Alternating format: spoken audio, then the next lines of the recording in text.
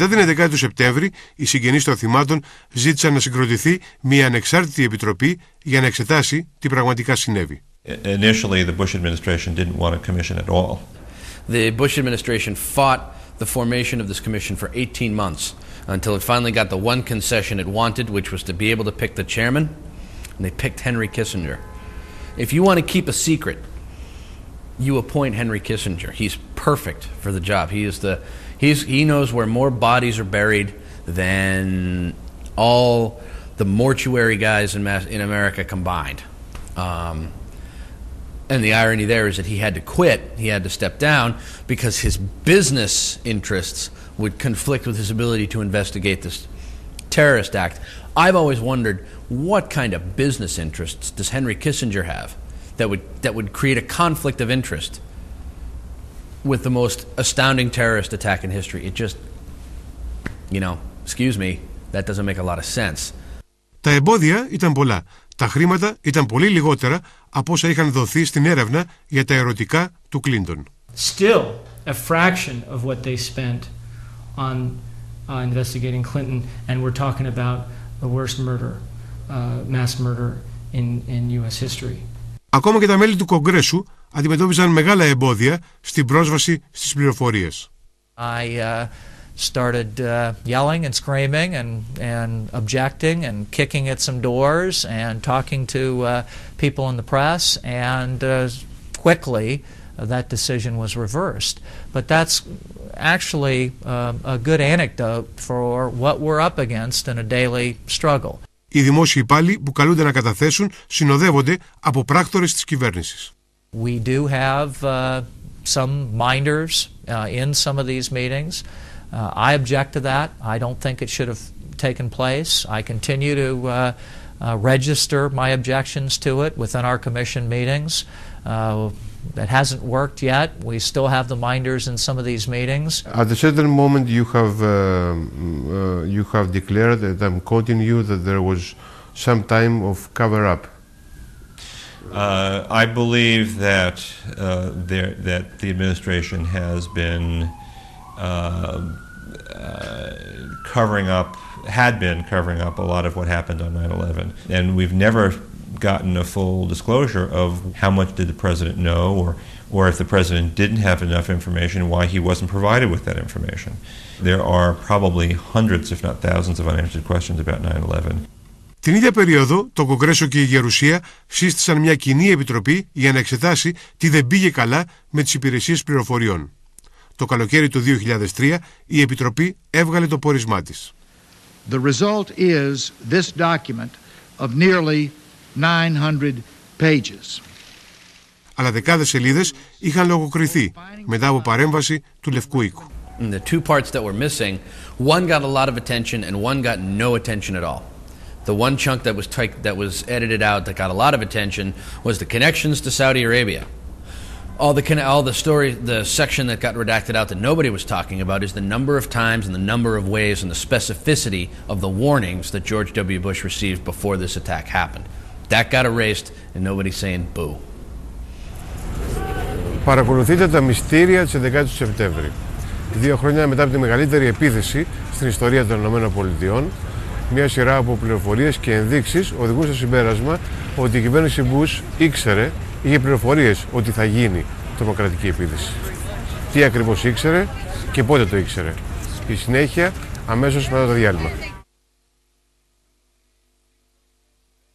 On Air Force One, the president told us a story he has never told before on television, his story of the week we went to war. 2 χρόνια μετά την 11η του Σεπτέμβρη, τα μέσα ενημέρωσης αποφεύγουν τις κρίσιμες ερωτήσεις προς τον πρόεδρο της χώρας. You were new to the Pentagon.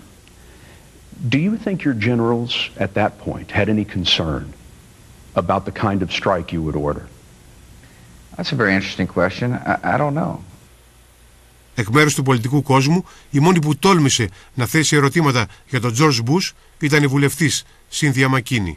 All of a sudden, so many things are happening and changing about the culture of America, the character of America, the values of America, the policy, military policy, domestic policy, foreign policy of America, and it's all because of September 11th, but we don't exactly know what happened on September 11th other than what we all saw on television. So it was about time for somebody to say something. And so the burden fell on me. She also raised questions, for example, later about the failures of our intelligence community before September 11th. And they twisted around her words and said, aha, she's saying the president planned the whole thing. She's a nut, she's a lunatic. I said, what did the Bush administration know? And when did it know it about those tragic events of September 11th? But for whatever reason, and it began with the Washington Post, Juliet Alperin at the Washington Post twisted it to Cynthia McKinney says Bush knew about September 11th in advance and let it happen so his friends could make money. Now, I didn't say that. They started a whisper campaign that she was a lesbian. They started a campaign that she was a sex maniac. So she's both a lesbian and a sex maniac, men and women. When that didn't work, then they said that she was a lunatic, that she was insane because of the campaign run against her by both Democrats and Republicans. So both her own party, she's a Democrat, her own party viciously attacked her. Those accusations finally stuck, and she lost her seat in Congress. And so there was no congressperson who was going to take on the issue after that. It just wasn't going to be touched.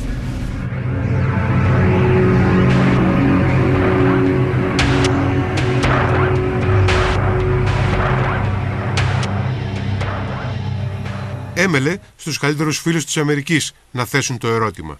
Το Σεπτέμβριο, με ευκαιρία τα 2 χρόνια από την 11η του Σεπτέμβρη, ο Μάικλ Μίτσερ, υπουργός στην κυβέρνηση Μπλερ επί 6 χρόνια, έγραψε ένα ολοσέλιδο άρθρο στην Guardian του Λονδίνου. Κατηγορεί ανοιχτά την αμερικανική ηγεσία ότι άφησε την 11η του Σεπτέμβρη να συμβεί, για να αλλάξει την πορεία των Ηνωμένων Πολιτειών και του πλανήτη. Ο κύριος Μίτσερ, που παραιτήθηκε από την κυβέρνηση Μπλερ μόλις τον Ιούνιο, κατηγορεί ιδιαίτερα το σχέδιο για τον νέο Αμερικανικό αιώνα. Μια ακραία συντηρητική οργάνωση στην οποία συμμετέχουν ο Υπουργός Άμυνας Ράμσφελτ, ο Υφυπουργός Βούλφοβιτς και ο Αντιπρόεδρος Ντικ Τσένι, και που είχαν δημοσιεύσει 1 χρόνο πριν, την 11η του Σεπτέμβρη, τη διακήρυξή τους. Πρότειναν πόλεμο στο Ιράκ και μια επιθετική αμερικανική πολιτική σε όλο τον κόσμο. Και τόνιζαν ότι μια τέτοια δραματική αλλαγή στην εξωτερική πολιτική των ΗΠΑ θα πάρει πολλά χρόνια, εκτός κι αν μέσα στις ΗΠΑ συμβεί μια μεγάλη καταστροφή. And this is in September of 2000, mind you. You flip to page 51 and it says, basically, none of these things will be happening quickly. You know, this big transformation will take a very long time unless there's a catastrophic and catalyzing event like a new Pearl Harbor. And here we are. These guys are either prophets or there's something else going on here.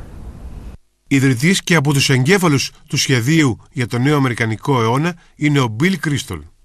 Αυτή τη στιγμή θεωρείται από τους πιο ισχυρούς ανθρώπους της Ουάσιγκτον. Before the 11th of September you were rather a minority. Yes. And you were saying in your famous paper that unless if a major catastrophe comes into the United States, it will take a long time for our ideas to prevail. So it looks like you had a prophetic. No, I certainly didn't want a catastrophe, and I'm. Of course not. Yeah. But no, it's hard to get Americans to bear the burdens of power overseas. Contrary to the myth that Americans are very warlike people, if anything, Americans are very slow to go to war. And so I was a little pessimistic that Americans would be moved to do what they had to do until there was a shock, and 9/11 was a shock. Well, it takes a shock sometimes to get people to do the right thing.